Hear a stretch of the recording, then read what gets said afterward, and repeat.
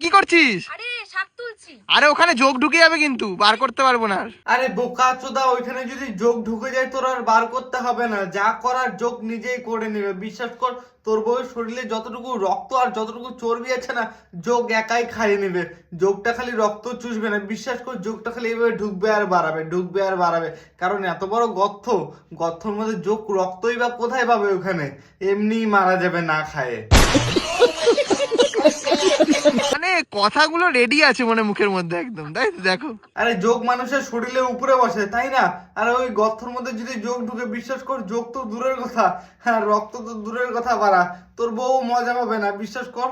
কারণ তোর বউর এখানে যদি যোগটা ঢুকে, নাই করে যোগটা এত বড় আর এই রকম সাইজের, এই রকম মোটা লাগবে যোগটা, তাহলেই সেটা তোর বউ মজা পাবে, না হলে মজা পাবে না। ওই এতটুকু 2 ইঞ্চি যোগ আর এত বড় কুয়া, ওখানে কি ঢুকলে যোগ মজা পাবে?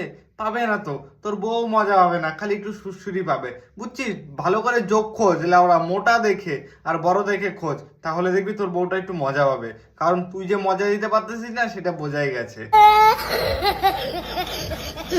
কি বন্ধু, মজা দিবেন নাকি? ফলো করে পাশে দেখো, নতুন ভিডিও আসছে।